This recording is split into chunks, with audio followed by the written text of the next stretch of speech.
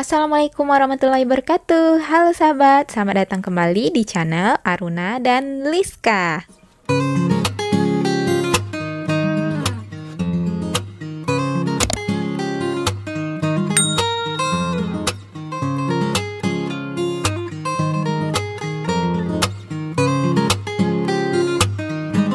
Kami mengucapkan selamat menunaikan ibadah puasa. Mohon maaf lahir dan batin.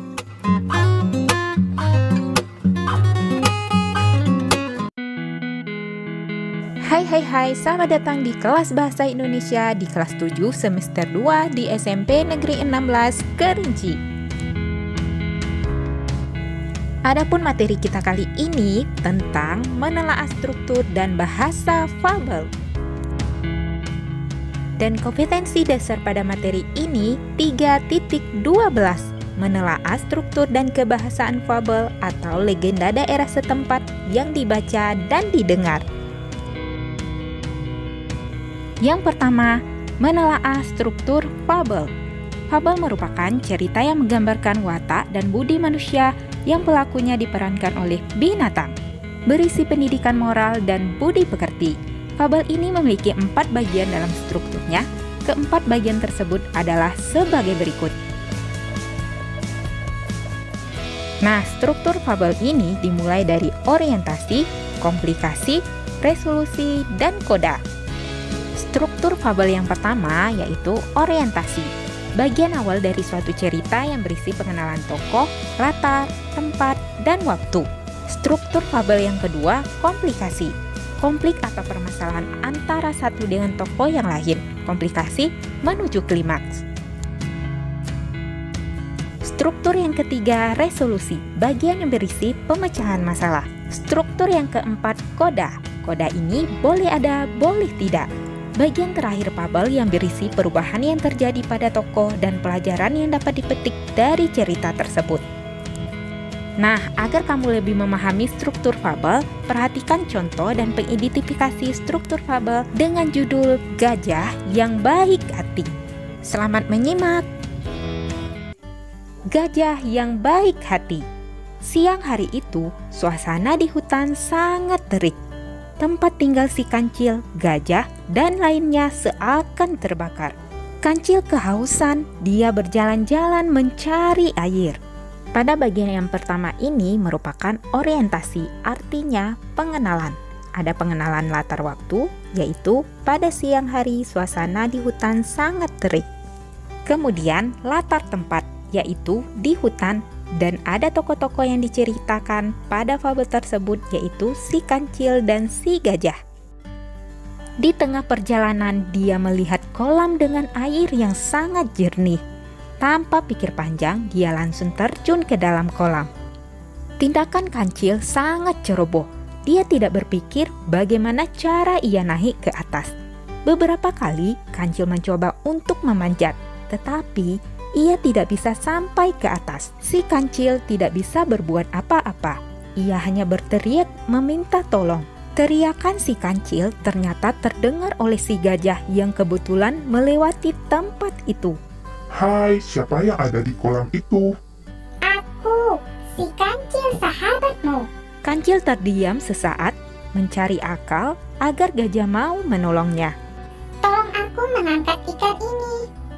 Yang benar kau mendapat ikan. Benar. Aku mendapatkan ikan yang sangat besar. Gajah berpikir sejenak, bisa saja ia turun ke bawah dengan mudah. Tetapi bagaimana jika naiknya nanti? Kau mau memanfaatkanku ya, Cil? Kau akan menipuku untuk kepentingan dan keselamatanmu sendiri. Tanya gajah. Kancil hanya terdiam. Sesekali kamu harus diberi pelajaran, Kata gajah sambil meninggalkan tempat itu. Gajah tidak mendengarkan teriakan kancil. Kancil mulai putus asa. Semakin lama berada di tempat itu, kancil mulai merasa kedinginan. Hingga menjelang sore, tidak ada seekor binatang yang mendengar teriakannya. Aduh, gawat. Aku benar-benar akan kaku di tempat ini. Dia berpikir, apakah ini karma karena dia sering menjahili teman-temannya. Nah, ini komplikasi menuju klimaks atau menuju puncak masalah dari awal konflik atau permasalahan antara satu dengan tokoh yang lain. Tidak lama, tiba-tiba gajah muncul lagi. Kancil meminta tolong kembali. Bagaimana, Cil? Tolong aku berjanji tidak akan iseng lagi. Janji? Gajah menekankan. Sekarang, apakah kamu sudah sadar? Dan akan berjanji tidak akan menipu, jahil, iseng, dan perbuatan yang merugikan binatang lain. Benar Pak Gajah, saya benar-benar berjanji. Gajah menjulurkan belalainya yang panjang untuk menangkap kancil dan mengangkatnya ke atas. Begitu sampai di atas, kancil berkata, Terima kasih Pak Gajah, saya tidak akan pernah melupakan kebaikanmu ini. mengapa bagian ini disebut dengan resolusi? Karena bagian ini didapatkan penyelesaian masalahnya antara satu dengan tokoh yang lain. Sejak itu, kancil menjadi binatang yang sangat baik. Ia tidak lagi berbuat iseng seperti yang pernah ia lakukan pada beruang dan binatang-binatang yang lainnya.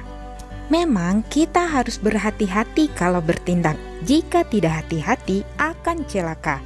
Jika kita hati-hati, kita akan selamat, bahkan bisa menyelamatkan orang lain. Bagian ini disebut dengan koda atau pelajaran yang dapat kita petik dari cerita ini, yaitu gajah yang baik hati. Nah, setelah kita menganalisis struktur fabel, kita harus tahu ciri-ciri bagian-bagian fabel.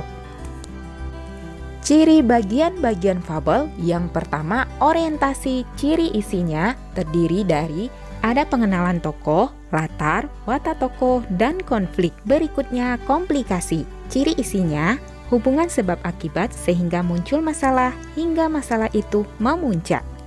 Komplikasi ini dimulai dari munculnya masalah sehingga masalah mencapai komplikasi atau klimaks atau disebut juga dengan masalah memuncak. Berikutnya, resolusi. Ciri isinya berupa penyelesaian masalah. Berikutnya, ciri bagian fabel yang terakhir yaitu koda. Ciri isinya berupa nilai moral yang diungkapkan pengarang secara implisit pada akhir cerita. Nah, itu dia materi kita kali ini. Kurang lebih mohon maaf. Terima kasih sudah menyimak. Jika belum paham, silakan diulang-ulang materinya dan silakan bertanya. Dan jangan lupa isi kolom komentar di bawah ya. Terima kasih udah menonton video kami. Jangan lupa untuk tetap selalu support channel kami dengan cara like, comment, dan subscribe. Terima kasih. Assalamualaikum.